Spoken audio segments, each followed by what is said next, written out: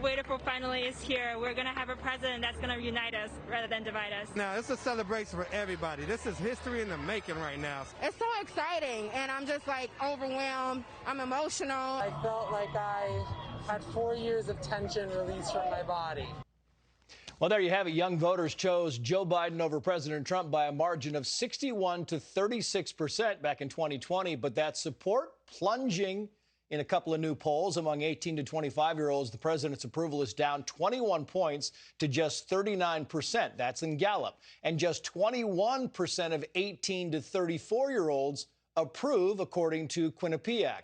Here to talk about it, some young voters from all sides of the aisle. Jaelyn Douglas, 20-year-old college student and chief communications officer of her college newspaper. She is a registered Republican. Jahmiel Jackson is also a 20-year-old college student, but a registered Democrat. And Jake Lertson is 27, a strategy professional at Carrington Mortgage Holdings and Villa Real Estate Brokerage, and he is an independent. Thank you all for coming on. I very much appreciate it. I'd like to start with you, Jake, because you're an independent, so you're kind of always on the fence. Has the president, what has he done to either impress you or disappoint you? Well, I think it's been a pretty crazy last year or so.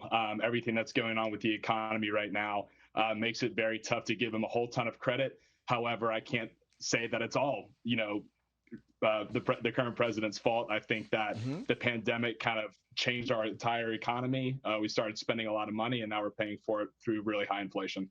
Yeah, it's Jahmiel, you're a Democrat. I'm curious, why are young Democrats, you see these polls, you see the plunging numbers, why are they so disenchanted with this president? I think many people like me who are Democrats and who are young, we voted for Joe Biden because he talked about the future. He talked about uniting us. I think we all want to look to see what our futures might look like. I think when you ask us 20-year-olds, where do you see yourself in 5 to 10 years? That's growing increasingly hard because of the war, because of inflation, because of the economy. And I think that's why you see the drop in polls. Do you not feel united, Jahmiel? Do you not feel like the president has done what he promised to do so far? I think he's only reached his 2-year mark. I think there's still a lot of work to be done. You can't fix an entire country in 4 years.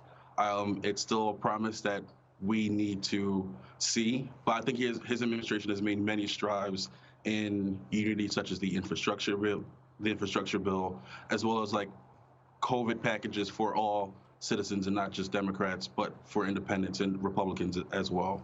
So many, Jaelyn, so many disappointments that you young people have kind of just checked off. And you're the Republican, you're the conservative of the bunch. And so I got a feeling that you probably didn't vote for Joe Biden. Maybe you did. But my question is, are you surprised by the drop in the numbers among young people supporting him?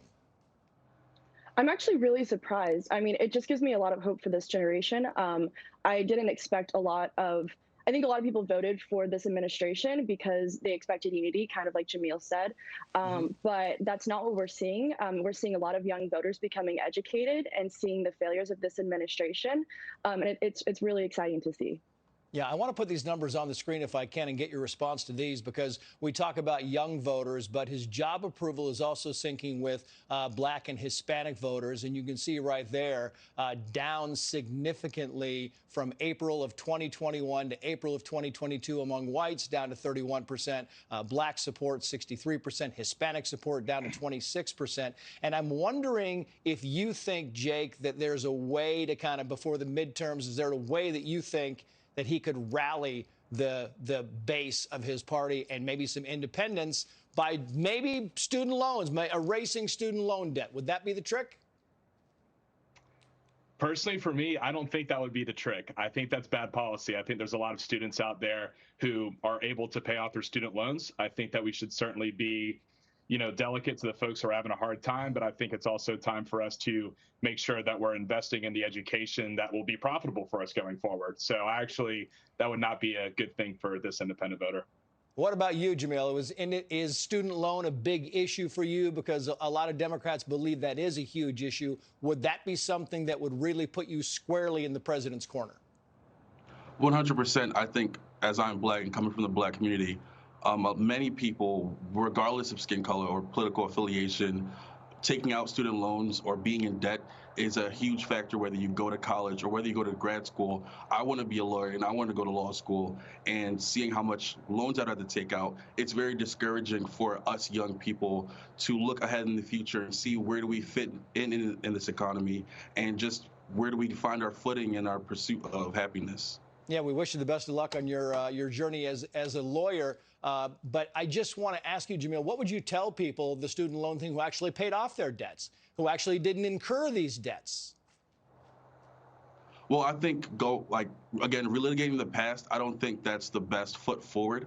I think we have to look towards the future, whether that's educating people who are now in tons of debt or who want to go in debt but don't have creditors, who don't have people in their family who can co-sign. I think that's the real issue. People who were able to pay off their loans, I think that's great.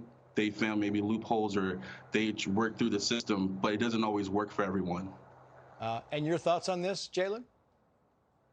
Yeah, I'm going to disagree. I think the previous generations were able to pay off their student loans, and granted, the cost of attending a higher or getting a higher education is higher than ever.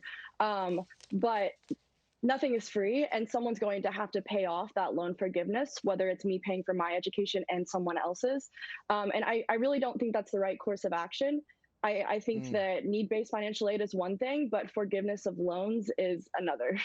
Yeah. Jaelyn, Jahmiel, Jake, thank you so much for coming on. We very much appreciate your insight and your time.